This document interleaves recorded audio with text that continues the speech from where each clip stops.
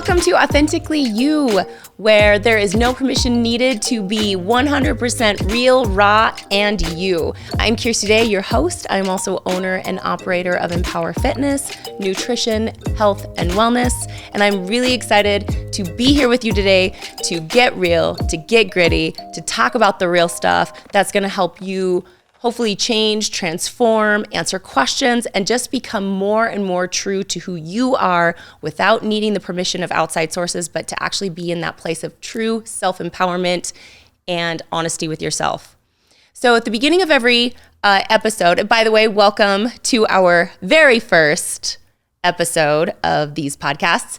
And I wanted to just kind of share with you our purpose and our mission with this. Obviously, it's to be real, authentic, raw. We want to talk about the real stuff, what's getting you down, what's bringing you up, what's happening with your family, what's happening with your relationships, in relationship with yourself, your partner, your community, maybe your career, maybe you're in the middle of a transition, maybe you're looking for health, wellness tips.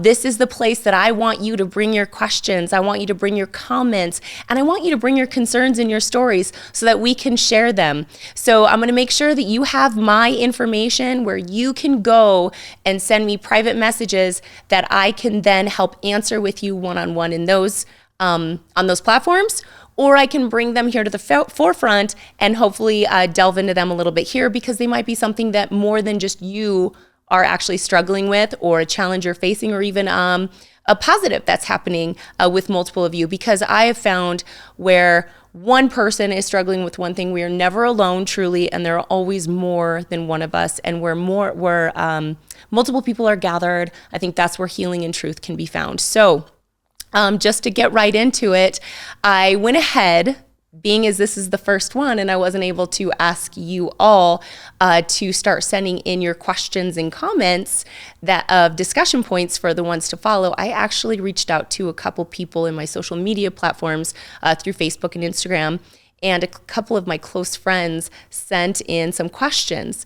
So before I get into that, I want your permission first to really be vulnerable, because that's what this is really going to be. If we're going to be real and we're going to be raw, and we're not going to look for permission from others, but give ourselves permission to be that and be truly who we are, authentically and real, then we need to learn how to be vulnerable, because that is where, as a feminine, as a woman, our strength really lies, is in our vulnerability. So I'm going to share with you a little story, just so you can get a little background into me and where I came from and how I got to be a personal trainer, behavioral change coach, life coach, single mother for many, many years. And so, and how I really transformed my life when that happened, and how I became who I am right now talking to you. So 14 years old, I made a decision in my life that the person I was not who I wanted to be. I was about to be expelled from school. I was about a 1.167 grade point average at the age of 14 as a freshman at North Shore Junior High in Bothell, Washington. And I was, if I were to show my face the next day in school, not only would I be expelled, but I would also be getting the shit kicked out of me by a group of girls that I went to school with. So with these fears in my heart, I knew that I could not return to that school. A little backstory to that. I lived with my mother. I did not always live with my mother. I lived a lot with my grandparents, my grandfather and grandmother in Bremerton, Washington. And when they retired, when my grandfather retired, he moved to Polson, Montana. We visited Polson, Montana a lot growing up, a lot of family from there. And so I knew Montana very well. When they moved, I no longer had that access, and my mother had decided that she wanted to hold on to me with my little sister. I also have two older brothers who were not there living in Washington at the time with us. And so I was with her, and she was a single mom, struggling. We never had enough to eat. I didn't really know what hunger meant, because I was always hungry. It wasn't until I could feel the satisfaction of being full that I actually started to understand what hunger felt like, right? So I was flunking out of school. I smoked pot almost every day. My mother was not there due to work and other personal choices. And I had called my grandparents from a payphone just up the block at a gas station. And for those of you who remember payphones, you had to put a quarter or a dime in it in order to dial a number in order to contact the person you needed. And it was a home phone that they had to pick up. So they had to be home in order to answer it. It wasn't like what we have today with our cell phones. So I went up to the gas station and I didn't have any money. And so I had to call my grandparents collect, and we had this system in place where I would call them collect.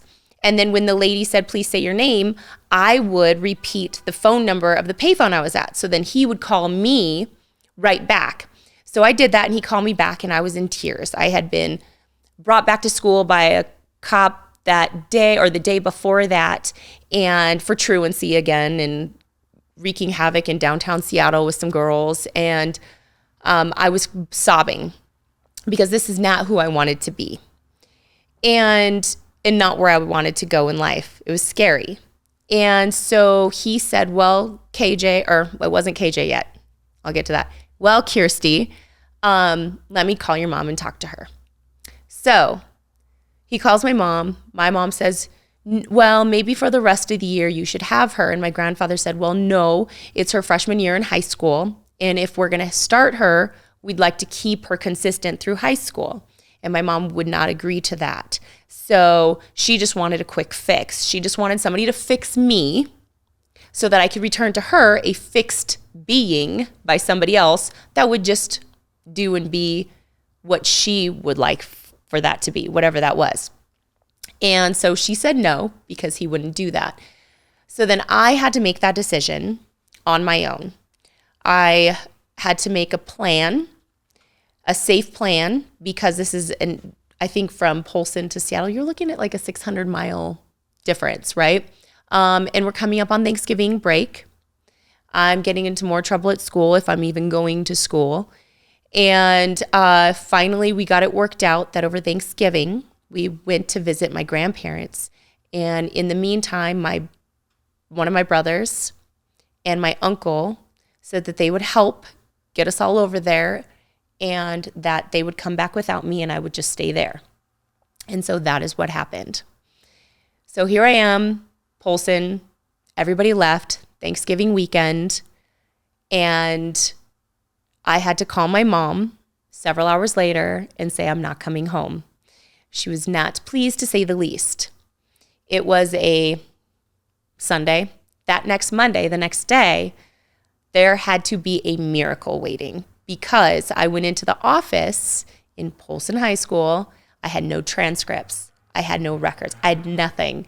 And I had to go in and somehow finagle the junior high that I was in Seattle to transfer everything to Polson in order for me to be a student there. And so somehow we made that happen. And I think it's because I actually had somewhat of a close relationship with our school counselor in Washington, and he made it all happen. No courts got involved. My mother did not raise a stink, and this really could have been a mess. But because of the miracle and because I really stayed committed to my decision, I believe that everything was just kind of lining up perfectly for me. So I start school at this school that had about as many people in the entire school that my previous had in just my freshman class. So Polson High School had over, just under 400 kids in the whole school, freshman, sophomore, junior, senior. And in Seattle, it was over 400 students in just my one freshman class. So I remember walking around the building over and over and over thinking this school has got to be bigger. Like I could not find my classroom because I kept passing it thinking it had to be bigger. So I finally find my classroom going. Freshman year is actually going, it's a little rocky, right? Because I got old habits. I got old ways of being. I'm coming against my grandpa. I'm 14, teenage angst, all of that, height of the grunge era. But I was really committed to being who I really felt I was on this inside stirring that I had in my soul, that what I left behind in Seattle, I just did not want to be that. But something was not lining up and something wasn't quite true until one day I'm sitting in algebra. I don't know, we're solving the quadratic equation or whatever. And for some reason, a light bulb goes off and I'm like, oh, well, duh. It's because I'm not Kirsty. I'm Kirsty. Like, I'm not Kirsty. I'm Kirsty. So my name used to be spelled Kirstie, and it's now spelled Kjersti. Freshman year, high school, I think I just turned 15, I decided to change my name, and it stuck. And then I was known from then on out as KJ or Kjersti, or the girl who actually changed her name and everybody followed along. Like, who does that in high school? Who changes their name? This girl changes her name. Because that person that I had to completely cut ties from that person that I once was in order to redefine, reaffirm, and move forward with this new person, which meant a lot of transformation, a lot of challenges, a lot of redeveloping of self-concept, of ego, breaking away from old paradigms, old stories, coming to terms with traumas and healing. It took a lot.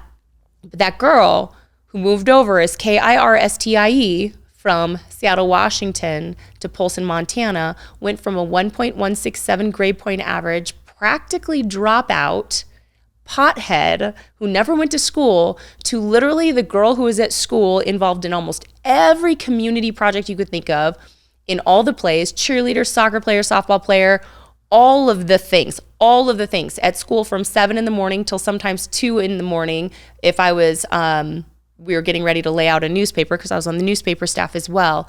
And that is the person that I found myself becoming. It was a challenge. It was a lot of work, but I had the support system in place to get me there. And again, that brings us back to this podcast about transformation, change, being real, being true to who you are.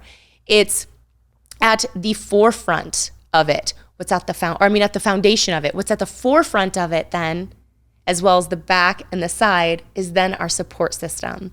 Because we are who we associate with, and we become those who we choose to have in our circle, and who we choose to have in our circle, we also get to help change them as well. And that is what that is my heart, and that is my mission for you who watch this, who get involved, who are desiring a change, who are feeling friction in their life, whether it's in your health and wellness, whether it's in your mindset, whether it's in your spirituality, whether it's in your relationships, that you can come here with your questions, your comments, and your concerns and bring them to me. So one of the questions that I had, we're just gonna keep moving forward here. So there's a little story about where I'm at, right? A lot of transitions, a lot of stories in there, and I'm sure we will get to all of them throughout the episodes to come, right? But now being a business owner, 42 years old, running my own health and wellness business, I deal with transformation and change and mindset and behaviors and habits and routines on a daily basis with not just myself, but my clients. So one of the questions I got was actually from a newer friend of mine. Her name is Michelle. And she asked me how I stay motivated. Motivation really is kind of it's got a couple aspects to it, right? As far as what keeps us motivated. And what spurred her question, I think, is being a busy mom, being a community activist, owning my own business. I'm also a bodybuilder. I've been a power lifter. I produced and directed my own burlesque shows for about 10, 12 years. And now I'm starting a podcast. So what does keep me motivated? Being a mom of 4 boys, right? A single mom for most of it. What keeps me motivated? Well, at the very basic of these things is, who are we taking care of? So at the very basic, I'm a mom. I have 4 boys. Well, now 2 of them are grown and gone, but 2 still at home. What kept me going and motivated from day one was really my children. When I entered into my 20s and going through the obstacles and the challenges of, failed relationship after failed relationship, unexpected pregnancy after unexpected pregnancy, unfulfilling job after unfulfilling job. I mean, you name it, all of the things, but staying motivated and really continuing to try to just always search and never give up is really who was going to take care of those little boys if something happened to me. Who was going to take care of those little boys? Who was going to be the example for them? Who are they going to be able to look up to? In a world in which we live in, where women seem to be taking care of everything. We run our own businesses, then we go home and we cook the dinner and we do the laundry and we do the dishes and we do all of the things, run our kids around, pick our kids up. It's exhausting. It's absolutely exhausting. And I'm not saying that there aren't men out there that don't do those things. So don't think I'm overgeneralizing. Of course, we have outliers, those freak men that are amazing and wonderful, but majority of men, unfortunately, even the best of men with the best of intentions, they don't see, it's not in their makeup, they weren't taught, they weren't exampled, they weren't socialized, they have their own wounded feminine energies they're coming from, wounded masculine energies. So there's all of these things that are coming into play. And so really when it comes down to it, who is the foundation of the home? It is the mom. It's the woman. Who do they go to? Who do we look to? It's the mom. That's been my main motivation. Then after that is, because that's just right here. Then after that is kind of the ghosts of people around you, right? Finding out that there's people watching you. There are people that, not just your kids, not just your close friends, but there are people in the community that are watching you. When you say you're going to do something, you better do it, because there's people watching you and they're looking to you and they're looking up to you. So it's these kind of erroneous unknowns out there in the world that really help to keep us motivated. And the final part are the ghosts of the past. Those who came before us that worked really, really hard to leave a legacy for you, to make it so that you could be in the spot that you're in. And if we don't take advantage of those opportunities and we don't keep striving and growing and evolving and continuing that legacy on to our children and the ones to follow us, then everything they did was in vain. And I adore my grandparents. They're past and gone, but they taught me so much and they sacrificed and gave up so much so that I could be here today, so that I could go from KIRSTIE and a dropout on the verge of killing herself to KJERSTI, who runs her own business, has 4 amazing boys, and finally is in an amazing relationship and going somewhere she never dreamed she'd ever be. So motivation, the foundation of motivation is those who are around you, those who are watching you, and of course yourself. What is your self-concept? What does your word mean to you? How are you honoring your own self? So I set goals and I set aspirations and I set intentions. I have intentions on a daily basis. I have aspirations, and then I have goals, right? Aspirations are a little bit more kind of like in that creative, I would really love to blah, blah, blah, blah, blah, right? A little more fairy-like. While goals, you've got kind of a set date, and then you have intentions, right? If we don't live intentionally day to day, right, we never achieve that goal. Also, if we only live by our intentions without a goal, then sometimes it just becomes kind of like just a life of intentions that we don't really know where are leading us. So setting a goal is a really important thing. So for me, I have a goal March 2nd. It's to go to the Arnold and compete in bodybuilding. It'll be my second time going. The first time I went was with my grandfather, and it was 7 months after back surgery. And so I had to heal, rehab, and strengthen all in 7 months to be able to get up on that stage. So I wanted to do it again, so I set a new goal. And now that I set it, I publicly proclaimed it. So now everywhere I go, people know that I have this goal, right? And I'm not saying that sometimes in life we say we're going to do something and sometimes it just doesn't work out. And I get that. And we have allowances for that. And people are so gracious and compassionate with that. However, if we are consistently that person, then we're considered unreliable and irresponsible. And that's not somebody I want to be. And I know that's not somebody you want to be. You don't want to be unreliable and irresponsible. You want people to come to you. You want people to ask you questions and be a part of your life. I mean, we're not a species that's meant to be isolated all by ourselves. We're definitely a community-centered organism, right? I mean, look at how we build our cities and our towns and our communities.